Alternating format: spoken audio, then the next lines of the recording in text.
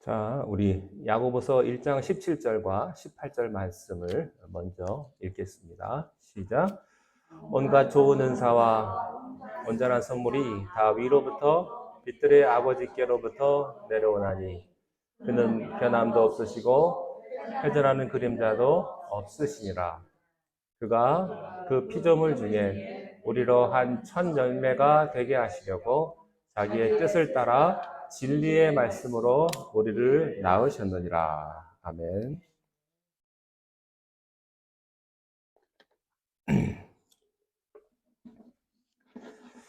우리가 지난 시간에 삼위일체론의 그 성부 하나님에 대한 말씀을 좀 드리다가 끝이 났고요. 지난 시간에 이어서 계속해서 성부 하나님에 대해서 하나님이란 어떤 분이신가에 대한 말씀을 좀 나누도록 하겠습니다. 기억하실지 모르겠습니다만 첫째로 우리 하나님은요, 창조주 하나님이십니다. 영원하신 분이시고요. 하나님은 크신 분이십니다. 우리가 상상할 수 없을 정도로 그렇게 크신 분이 우리 하나님이십니다. 그래서 하나님은요, 전지하시고요, 또 전능하신 하나님이십니다. 두 번째는 거룩하신 하나님이시다, 이런 말씀을 드렸습니다. 이 거룩하시다고 하는 말의 뜻 안에는 하나님은 죄와 타협하지 않으신다, 죄를 보지 못하신다 하는 그런 의미도 있습니다. 그래서 죄인된 우리들을 의의 옷으로 입혀주셔서 하나님의 그 사랑으로 말미암아 예수 그리스도의 그 피로 보혈로 말미암아 우리에게 의의 옷을 입혀주시고 우리를 하나님의 자녀로 삼아 주시는 것입니다. 그렇기 때문에 이스라엘 백성들이 가나안에 들어갈 때 그곳에 있는 모든 그 원래 있었던 그런 그 사람들을 다 쫓아내고 다 진멸하고 그들을 징벌하라고 말씀을 하셨죠. 왜냐하면 하나님은 죄에 대해서는 타협하지 않으시기 때문에 죄로 물든 그곳 사람들을 다 물리치라고 말씀을 하셨습니다. 소돔과 고모라가 망했죠. 왜 망했습니까? 죄 때문에.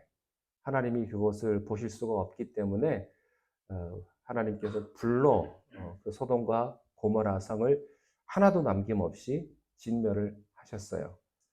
그런데 이스라엘 백성들은 하나님의 명령을 듣지 않고 남겨둔 부분들이 있었죠. 그 부분 때문에 지금까지도 그 부분 때문에 지금까지도 어려움을 겪고 있는 그런 상황을 여러분들께서 다 아시리라고 믿습니다. 세 번째는 우리 하나님은요, 역사의 주관자이십니다. 사도행전을 말씀을 함께 보시겠습니다. 다음 말씀 보시면 17장 24절 시작. 우주와 그 가운데 있는 만물을 지으신 하나님께서는 천지의 주제시니 손으로 지은 전에 계시지 아니하고. 여기 천지의 주제라는 말은 천지를 운영하시는 분이시다, 그런 뜻입니다. 하나님은 세상을 만들어 놓고 방치해 놓으신 분이 아니십니다. 어떤 사람은 이렇게 말합니다. 하나님께서 세상을 만들어 놓고 방치했기 때문에 이 세상이 이 지경이 됐다. 그런데요, 세상이 이 지경이 된 것은 인간의 죄 때문이고 또 그 죄를 뒤에서 방조한 사탄 때문이지 하나님 때문이 아니라고 하는 사실입니다. 그리고 하나님은요, 세상을 방치해 놓고 계시지 않습니다. 다스리고 계십니다. 그래서 세상이 이 정도 버티고 있는 거예요. 하나님이 세상을 다스리시는 분이라는 것을 믿는 하나님의 자녀들은요, 세상을 버리지 않고 포기하지 않고 세상을 위해서 기도하는 사람이 되어야 합니다. 역사를 움직이시는 분은 하나님이세요. 그리고 이 역사를 주관하시는 하나님은 굉장히 성실하신 하나님이십니다. 시편에 굉장히 많이 나오는 단어가 있는데요. 그게 뭐냐면 하나님은 성실하시다, 이런 표현이 있어요. 성실하신 하나님. 눈에 보이진 않지만 하나님께서 얼마나 성실하게 이 땅을 다스리고 관리하고 계십니까? 해가 뜨고 해가 지고 또 철새 때와 연어 때가 시절을 따라 때를 따라서 수천 수만 마일을 내비게이션도 없이 쭉 찾아오는 것도요, 하나님께서 성실하게 이 땅을 관리하고 계시기 때문입니다. 우리가 하는 짓이 마음에 안 들어가지고 하나님이 화가 나가지고 나 이제 너희들하고 관계없어. 나 일 안 할래. 그러고 하나님이 손을 딱 놓으시면 우리는 사실 잠시도 살아갈 수 없죠. 하나님은 끝까지 우리를 다스리시고 계십니다. 그래서 우리가 하나님의 자녀가 되면요, 그 아버지의 성실하심이 우리한테도 들어오는 것입니다. 한국에 기독교가 들어가기 전에 많은 젊은 양반들은요, 이런 거였어요. 노세, 젊어서 노세. 그러면서 노동을 천시했습니다. 그러니까 노동은 누가 하는 거냐면 상놈들이 하는 거고, 양반은 시를 읊고 술을 마시고 그렇게 유유자적하고 사는 것이 그들의 목적이었죠. 그래서 노동을 굉장히 천시했어요. 그런데 복음이 들어오면서부터 부지런해지기 시작을 했습니다. 여러분 한국에 계실 때 새마을운동이라고 혹시 그때 계셨을지 모르겠습니다만, 새마을운동의 모토가 된 게요, 가나안 농문학교 김용기 장로님이셨습니다. 그리고 김용기 장로님 그 이전에 원천은 남강 이승훈 선생이었고요. 그 이전의 원칙은 대한민국 조선의 복음을 증거했던 선교사들로부터 시작이 된 거예요. 어떤 분야에서든지 하나님의 사람은 성실합니다. 직장생활 성실하게 해야 되고요. 가정생활도 성실하게 해야 됩니다. 여러분 가정생활은 직장하고 다르니까 편하게 그냥 쉬고 먹고 놀고 그게 아니에요. 가정생활도 성실하게 해야 돼요. 남편으로서, 아내로서, 아버지로서. 쉬운 게 절대 아니라는 거 하는 것이죠. 특별히 믿음 생활을 성실하게 잘 하셔야 합니다. 여러분들 기도와 말씀을 성실하게 파셔야 되고요. 교회 섬기는 것도 성실하게 하셔야 돼요. 예. 하나님에게 좀 잘못 눈에 보이고 싶으신 분들은 불성실하게 하셔도 됩니다. 그러나 성실하게 하나님 앞에서 믿음 생활 하시는 분은요, 하나님께서 우리를 축복해 주시는 줄로 믿어요. 아버지의 피가 우리에게 흐른다면 우리는 성실해야 합니다. 하나님이 역사의 주관자라고 하면 어떤 사람은 이렇게 말해요. 하나님이 다 알아서 하실 텐데, 뭐 이거 운명 아니냐? 그냥 하나님이 하시면 되지. 우리가 할 게 뭐가 있냐? 운명에 맡겨야지. 그저 끌려가면 되지. 굳이 뭐 선교할 필요 뭐 있고, 뭐 하나님이 일할 거 뭐 있냐? 하나님이 알아서 하시겠지. 그건 굉장히 잘못된 생각이십니다. 하나님이 역사를 주관하긴 하십니다만 그 모든 일들을 우리들에게 위임을 시키셨습니다. 그러니까 하나님은요, 사람을 통해서, 하나님의 사람을 통해서 하나님의 일을 계속해서 이루어 가시는 거예요. 그래서 하나님의 아버지의 마음으로 함께 동역자가 되는 사람에게 아버지의 축복이 오는 것입니다. 그리고 하나님께서는요, 우리와 함께, 하나님과 함께 이 세상을 경영하자고 우리를 초대하시는 것입니다. 하나님이 역사를 주관하시지만 하나님의 자녀의 기도를 들으시고 그 사역의 열매로 하나님은 결정을 바꾸시기도 하십니다. 니느웨의 죄가 너무나 극에 달아서 아버지는 그 니느웨를 멸망시키려고 이렇게 마음 먹으셨어요. 그런데 선지자 요나의 메시지를 듣고 니느웨가 회개를 하니까 하나님은 그 마음을 바꾸십니다. 근데 문제가 여기서부터 시작입니다. 말씀을 전한 요나가 삐져요. 왜 삐진 줄 아세요? 왜 하나님이 생각을 바꾸냐 이거예요. 저 사람 멸망하게 했으면 멸망하게 해야 되는데 왜 하나님 마음을 바꾸셔가지고 저 사람들을 구원해 주느냐, 이렇게 요나가 항변을 합니다. 근데 요나는요, 아버지의 마음을 모르는 거죠. 우리 하나님의 자녀와 동역자가 되어서 세상을 구원하고자 하는 아버지의 마음을 모르는 것입니다.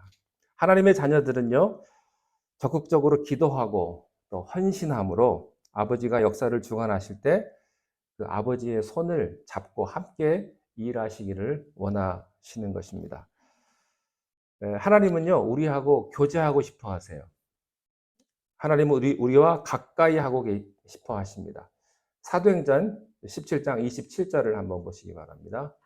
자, 함께 읽겠습니다. 시작. 이는 사람으로 하나님의 불로 찾아 발견하게 하려 하신 것에 그는 우리 사람에서 멀리 계시지 아니하도다. 멀리 계시지 아니하도다.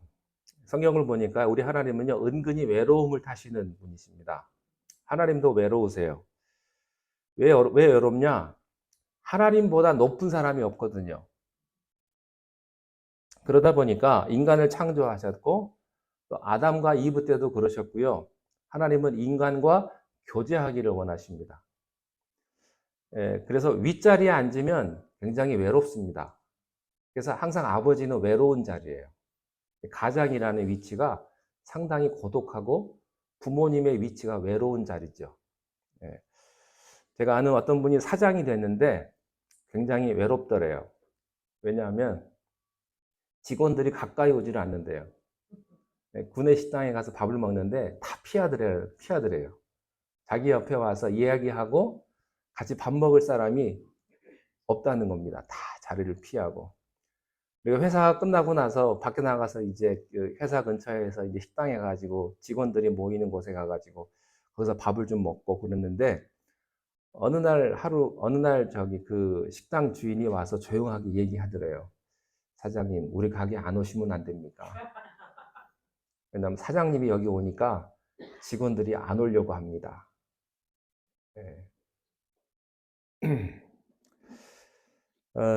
많은 교회가요, 하나님은 너무 거룩하신 하나님이시고 너무 위대하시고 너무 높으신 하나님이니까 굉장히 하나님을 멀리 하려고 해요. 그러면 하나님 마음이 아프시겠죠. 근데 하나님은요, 우리들에게 아버지라고 말씀을 하세요. 그래서 동행하기를 원하십니다. 함께 하기를 원하세요. 에녹처럼 함께 밥 먹고 함께 교제하고 함께 기도하고 그렇게 가까이 계시는 분이 하나님이시라고 하는 것입니다. 여러분, 하나님을 가까이 하십시오. 멀리 하지 마십시오. 하나님을 가까이 하라. 그리하면 그가 너희를 가까이 하시리라. 하나님은 지금 우리 안에 계시고 우리와 깊은 교제를 하고 계십니다. 아버지는요, 일 끝나고 집에 왔을 때 아버지에게 달려오는 자식을 원하지 자기 방에서 공부만 열심히 하는 자식을 원하지 않아요. 하나님과 교제한다는 말은 뭐예요? 항상 그분을 생각한다는 이야기예요. 내가 밤을 잠을 잘 때도 하나님을 생각하고 밥을 먹을 때도 하나님을 생각하고 내가 일을 할 때도 하나님이 내 옆에 계신 것처럼 일을 하고 그리고 기도하면서 사는 삶이라고 하는 것입니다. 하나님은 우리에게 말씀하고 싶어 하세요. 얼마나 하나님께서 우리에게 하고 싶은 말씀이 많은지요. 성경책이 이렇게 두꺼워요. 이게 다 하나님이 우리에게 하고 싶은 말씀을 여기다 다 적어 놓으신 거거든요. 그만큼 하나님은 우리에게 하고 싶은 말도 많고 듣고 싶은 말도 많고 그런 것입니다.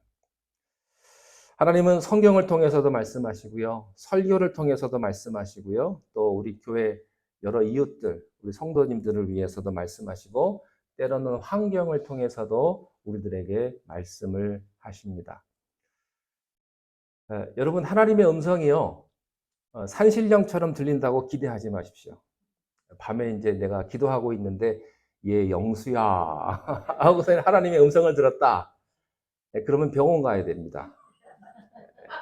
하나님은 그렇게 오시는 분이 아니세요. 근데 우리는 그런 걸 기대해요. 얘 누구야?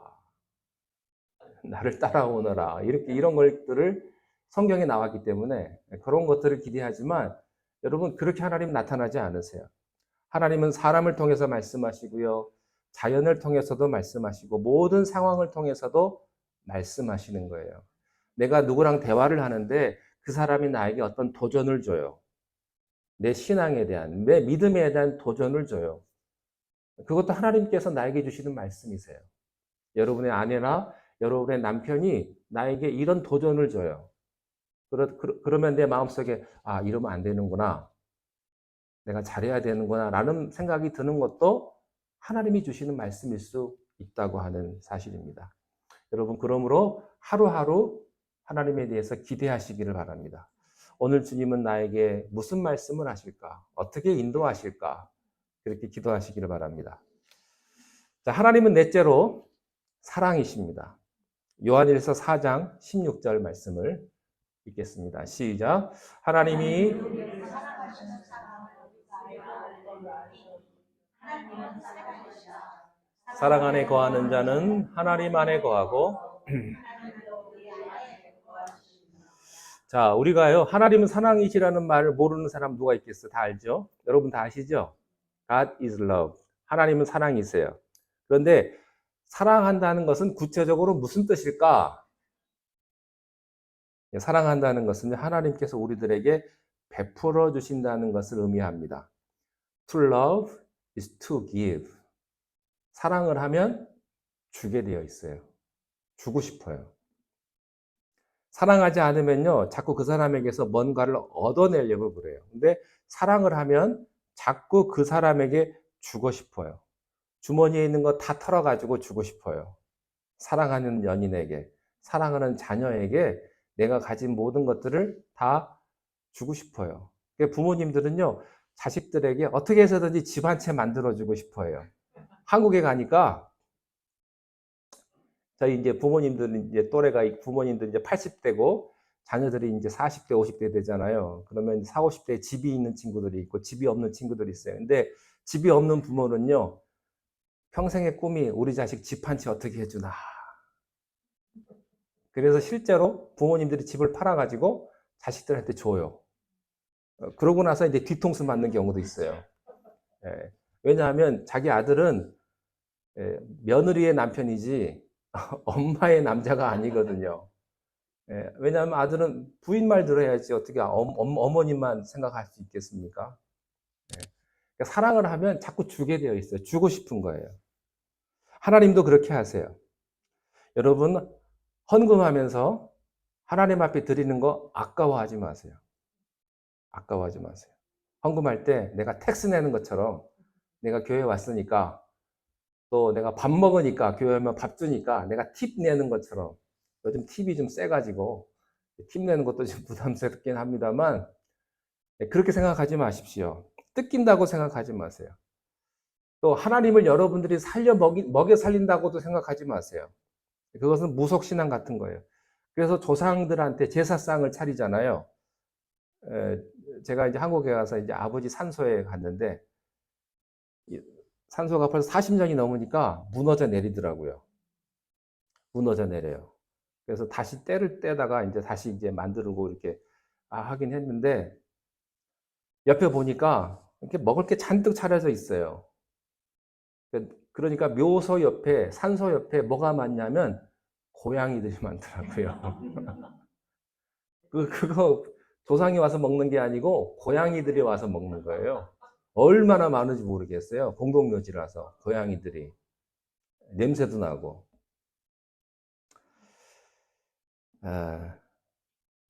자, 사도행전 17장 25절 함께 보시겠습니다. 자, 시작. 또 무엇이 부족한 것처럼 이는 만민에게 생명과 호흡과 만물을 하나님은 주시는 분이시지 우리에게 뺏는 분이 아니세요. 이제 겨울이 되면 히터도 틀어야 되고 PG&E 빌도 굉장히 많아질 겁니다. 겨울 되면 뭐 400불, 500불 이렇게 나오더라고요. 전기세, 물세도 많이 나올 거예요. 근데 하나님께서요, 태양빛을 주시면서 또 비를 주시면서 전기세, 물세 만약에 받으면 우리가 어떻게 살 수 있겠습니까? 그래서요, 진짜 값진 것은 다 공짜예요. 하나님이 주시는 것은. 하나님 깨끗한 공기를 주시면서 또 비를 우리들에게 보내십니까? 그렇지 않죠. 여러분, 어린아이가요, 인큐베이터 안에 들어가가지고 생명 연장하는데 돈이 얼마나 많이 듭니까? 근데 하나님께서 우리들의 생명을 연장하시면서 돈 얘기 하십니까? 그렇지 않죠.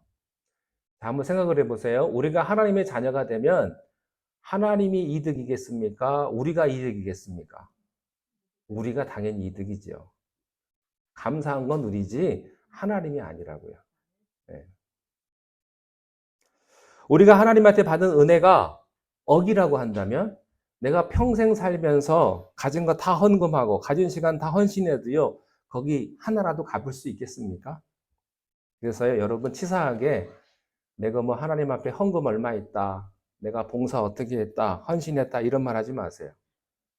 이것은 아무리 봐도 하나님이 손해보는 장사예요. 예. 그렇지만 하나님은 행복해 하세요. 하나님은 기뻐하십니다. 그것이 하나님의 아버지의 마음입니다. 자, 야고보서 1장 17절을 보시겠습니다. 자, 시작. 온갖 좋은 은사와 온전한 선물이 다 위로부터 빛들의 아버지께로부터 내려왔으니 그는 변함도 없으시고. 여러분, 사람이 주는 선물은요, 가짜도 많고 또 못 쓰는 것도 많아요. 그렇지만 진짜 좋은 은사와 온전한 선물은 다 하나님이 주시는 것입니다. 여러분 인생에서 만난 최고의 사람, 최고의 기쁜 순간 이런 것들은 다 하나님이 주신 거예요. 그래서요, 영성이 깊어지면 감사가 늘어납니다. 그러니까 여러분의 내 지금 영적인 상태, 내 신앙의 상태, 내 믿음의 상태를 내가 어떻게 아느냐? 이거 보면 알아요. 내가 지금 감사가 있느냐, 없느냐. 내가 지금 불평이 많은가, 감사가 많은가. 여러분이 지금 불평이 많으면요, 여러분 믿음이 지금 툭 떨어져 있는 거고요. 여러분 마음속에 감사가 있고 기쁨이 있으면요, 여러분의 믿음이 지금 한참 좋은 때예요. 여러분이 그렇게 생각하시면 됩니다.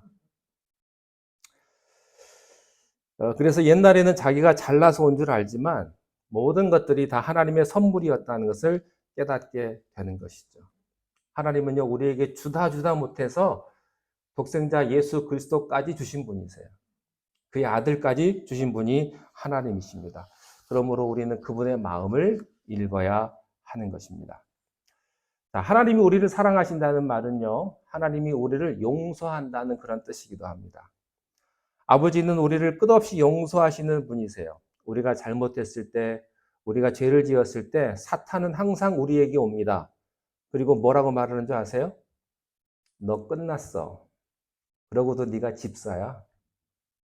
그러고도 네가 목사야. 이렇게 사탄은 우리를 자꾸 비판을 해요. 너 관도, 너 목회 관도, 너 집사 관도, 교회 관도, 네가 무슨 너 따위가 그렇게 해. 그렇게 사탄은 우리를 자꾸 꼰질리는 거예요. 그런데 여러분, 이때 성경 말씀으로 사탄의 유혹을 뿌리치셔야 합니다. 우리 하나님 아버지는요, 거룩하신 분이시지만 그렇다고 실수로 죄 지은 하나님의 자녀가 진심으로 회개하고 돌아올 때 뿌리치는 분이 아니라고 하는 사실입니다. 하나님은 우리가 회개하기를 기다리고 계시는 분이세요. 자, 이사야 1장 18절 함께 보시겠습니다. 시작. 너희의 죄가 주홍 같을지라도 눈과 같이 희어질 것이요 진홍같이 붉을지라도 양털같이. 여러분 이 말씀을 꼭 기억하시기를 바랍니다. 우리의 죄가 아무리 크고 우리의 잘못이 아무리 크다고 하더라도요, 하나님의 사랑보다 더 크진 않아요.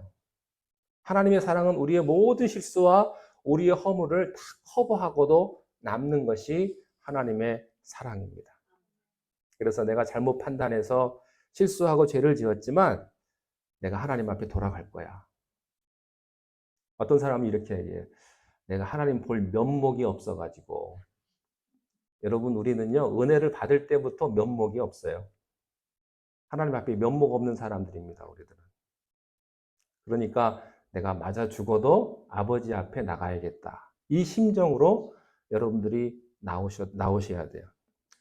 여러분 집에 여러분이 가장 아끼는 물건, 이런 것들을 아들이 깼다고 해서 그 아들 죽이는 부모 있습니까? 그냥 한 대 지워받고 말겠죠. 그런데 아들이요, 아버지 볼 면목이 없어가지고 그렇겠다고 집에 안 들어오고 가출을 한다. 이건 아버지의 뜻을 몰라도 한참 모르는 거예요. 여러분, 하나님의 용서를 믿고 항상 나올 수 있기를 바랍니다. 그렇다고요, 또 용서를 당연시 여겨도 안 돼요. 또 용서하겠지. 제가 이런 친구를 봤어요. 고등학생인데 얼마나 사고를 치냐면 부모님한테 용돈을 받아내다가 더 이상 안 나오니까 집에 있는 소파를 팔아먹어가지고 그거를 가지고 유흥비로 쓰는 애들 봤어요. 대단한 친구다. 내가 그런 생각을 했어요. 예, 집에 있는 물건을 팔아가지고 그 돈 가지고 유흥비로 쓰더라고요. 예, 그런 문제죠. 예, 한번 잘못했으면 다음에는 그렇게 하지 않는 것. 확실하게 돌아서는 결단이 여러분에게 있기를 바랍니다. 자, 아버지가 나를 사랑하신다고 할 때 그분은 나를 격려하시는 분이세요. 칭찬하시는 분이십니다. 그리고 기뻐하세요. 예, 아기가요, 그러니까 제 조카가 애를 낳는데, 큰 애가 4살, 3살이고 작은 애가 1살이고 그래요. 제가 할아버지죠. 근데 애가 말을 잘 못해요. 근데, 근데 말을 잘한대요. 말하는 게 한두 마디 할까 말까 하는데, 제 조카가 하는 말이 얘처럼 말 잘하는 애가 없대요. 말을 너무너무 잘한대요. 그리고 천재래요, 천재. 천재. 부모님들 그런 거 있죠. 자식이 학교 가가지고 100점 한 번 맞으면, 야, 우리 아들은 이제 인류대학 갈 거다. 예. 여러분, 100점 한 번 안 맞는 아이가 어디 있어요? 다 100점 한 번씩 다 맞지. 근데요, 부모님 마음은요, 자식들에게 더 잘했다고 생각하는 거예요. 더 대단하다고 생각하고요. 더 대견하는 거예요. 더 대견한 거예요. 백부장의 믿음을 보시고 예수님께서 이런 말씀하셨죠. 내가 이 같은 믿음을 내가 본 적이 없다. 너 믿음 대단하다. 근데 사실은요, 그건 좀 허황된 거예요. 왜냐하면 그 이전에도 귀신 들린 여자를 쫓아내면서 이렇게 하셨거든요. 내가 이 같은 믿음을 본 적이 없다. 그때 말씀을 하셨는데 나중에 또 그렇게 말씀하시는 내가 이 같은 믿음을 본 적이 없다. 너 대단하다. 너 잘하고 있다. 너 최선을 다하고 있다. 그렇게 격려하시는 거예요. 격려하시는 거. 하나님은 여러분을 그렇게 격려하시는 거예요. 큰아들이 있으면 큰아들한테 너가 최고야. 너밖에 없어. 둘째 아들한테 가가지고 네가 최고야. 너밖에 없어. 그런 거하고 똑같은 거예요. 하나님은 여러분 한 분 한 분을 그렇게 생각하시고 그렇게 여러분 각각을 격려하시는 분이라고 하는 사실입니다. 여러분 세상은요 우리를 사납게 기죽입니다. 그리고 비판합니다. 그리고 칭찬을 해도요 가식적입니다. 그러나 하나님은 우리를 격려하세요. 우리를 살려주십니다. 그리고 위로해 주십니다. 그러므로 세상이 여러분들을 기죽일 때마다 아버지에게로 오는 시간을 늘리셔야 돼요. 기도하는 시간을 늘리셔야 되고요. 예배하는 시간을 늘리셔야 돼요. 왜냐하면 그때그때마다 아버지께서 여러분들을 격려해 주시거든요. 이 하늘아버지가 우리를 사랑하실 때 그분은 우리를 지키시는 분이십니다. 성경 말씀 곳곳에 보면 이런 말씀이 있어요. 여호와는 너의 산성이 될 것이다. 너의 피난처가 될 것이다. 너가 불 가운데 있을지라도 너를 사르지 못할 것이요. 네가 물 가운데 있을지라도 물이 너를 사르지 못할 것이다. 암탉이 병아리를 품듯이 내가 너희를 품을 것이다. 네. 성경 말씀 가만 보면요. 하나님은요, 보디가드예요. 보디가드. 네. 여러분, 이 세상이 얼마나 위험합니까?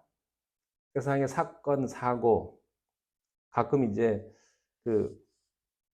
올 한 해 죽은 사람들이 이렇게 쫙 나오잖아요. 그러면 젊은 사람도 있고, 나이 든 사람도 있고, 그런 사람들이 세상을 다 떠나가요. 사건과 사고 때문에. 하나님께서 우리를 지켜주시지 않으면요. 하나님이 여러분의 자녀들을 지켜주지 않으면 우리는 안심할 수가 없어요. 그래서 부모님들은요, 자식을 위해서 24시간 기도하셔야 돼요. 하나님이 내 가정을 지켜주십시오. 하나님이 내 자녀를 지켜주십시오. 왜냐하면 하나님이 보호자가 되시기 때문에 그렇습니다. 그 하나님이 우리를 인도하시는 분이십니다. 성경에 보면 하나님께서 인도하신다는 말이요. 300번 넘게 나와요. 거의 한 360번 정도가 나오는데 이게 1년 365일하고 얼마나 비슷한지 모르겠어요. 그렇게 하나님은 우리를 인도하십니다. 하나님께서는 이스라엘 백성들이 광야에서 광야로 들어 광야에 살아갈 때 그들에게 지도 한 장 주고 니들 알아서 가라 그러지 않으셨어요. 나와 함께 움직이자. 나를 따라와라. 그래서요, 불기둥과 구름기둥만 따라가면 되는 거예요. 그러니까 어떤 면에서는요, 하나님의 백성들에게는 장기적인 어떤 그런 비전에 대한 플랜보다도 그런 계획이 필요한 것이 아니라 하나님과의 관계가 필요한 것입니다. 교제가 중요한 거예요. 그러니까 아버지가 함께 있기만 하면 어떤 미래가 와도 뚫고 나갈 수가 있기 때문에 그런 거죠. 여러분, 이 광야길이요, 결코 쉬운 길이 아니거든요. 신명기 8장 15절 한번 보실까요? 읽겠습니다. 시작. 너를 인도하여 그 광대하고 위험한 광야, 곧 불뱀과 전갈이 있고 물이 없는 건조한 땅에 지나게 하셨으며 또 너희를 위하여 여러분이 광야를 지나갈 때는요, 그냥 쭉 가는 것이 아닙니다. 길이 있어가지고 그 길로 가는 게 아니에요. 여러분, 인생이라는 것이 아스팔트가 깔려가지고 그 길로만 쭉 가는 게 인생이 아니잖아요. 광야를 지날 때는요, 낮에는 뜨거운 태양을 막아줄 구름이 필요하고요, 밤에는 따뜻한 히터가 필요한 거예요. 그 다음에 의식주 문제가 있죠. 고기만 먹으면 영양실조 걸리고요, 빵만 먹어도 문제가 되는 거예요. 여러 가지가 많아요. 그래서 하나님께서 그 모든 것들을 다 챙겨주셔요. 서로 싸워서 분쟁이 일어났을 때는 재판하는 것도 하나님이 다 가르쳐 줬고요. 또 전쟁이 일어났을 때 진치는 것도 하나님이 다 챙겨줬고요. 병 들었을 때 의료법까지, 의료 예방법까지 레위기에 다 기록이 되어 있습니다. 하나님은 우리 생의 모든 면을 다 인도하시기를 원하세요. 그러니까 여러분들께서 큰 일만 하나님께 묻지 말고 교회 일이나 믿음에 관계된 것만, 신앙생활만 묻지 말고 여러분의 모든 문제, 여러분의 사업, 직장, 부부, 자녀 모든 문제들, 그런 모든 문제들을 하나님 앞에 맡길 수 있기를 바랍니다.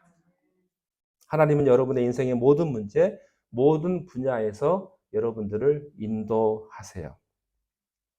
자, 그런데 인도하실 때 하나님의 자녀가 잘못 갈 때는 징계하십니다. 그것도 인도예요. 하나님의 거절, 하나님이 나를 망하게 하시고 실패하게 하실 때, 여러분 그것도 인도예요. 하나님의 자녀의 증거가 뭔지 아십니까? 징계, 징계. 자녀는 부모의 징계를 받는 거예요. 부모님들 자녀들 한 번도 혼내지 않으신 분들 있습니까? 조금 의심해 봐야 돼요. 진짜 부모님인지. 진짜 부모님들은요, 자녀가 잘못된 길을 갈 때 몽둥이도 들 수 있어야 돼요. 왜냐하면 내 자식이기 때문에. 남의 자식 같으면 몽둥이 안 들죠. 그냥 혀만 차죠. 안 됐다. 근데 내 자식이니까 내가 부모님들이 징계하는 거 아니겠습니까? 히브리서 12장 7절 8절 함께 보시겠습니다. 시작. 너희가 참음은 징계를 받기 위함이라. 하나님이 아들과 같이 너희를 대우하시나니 어찌 아버지가 징계하지 않는 아들이 있으리요. 징계는 다 받는 것이거늘 너희에게 없으면 사생하여 친아들이 아니니라. 여러분들이 혹시 잘못된 길로 가다가 여러분이 다른 일 가다가 사업이 안 됐다, 망했다, 또 내가 예상치 못했는데 내가 병이 들었다. 그러면 이렇게 생각하세요. 야, 내가 하나님 자녀구나. 그렇게 감사할 수 있기를 바랍니다. 여러분, 그것이 하나님의 사랑입니다. 우리 하나님은요, 징계를 통해서도 하나님의 사랑을 표현하십니다. 우리는 모두 하나님의 자녀인 줄로 믿습니다. 기도하겠습니다. 하나님 아버지, 우리를 하나님의 자녀 삼아 주시고 귀한 하늘의 축복을 허락하시니 감사합니다. 매일매일의 삶 가운데 우리를 선한 길로 인도하여 주시고 늘 하나님과 동행함으로 하나님의 보호하심을 경험하는 복된 하나님의 자녀들이 다 되게 하여 주시옵소서. 예수님 이름으로 기도하옵나이다. 아멘.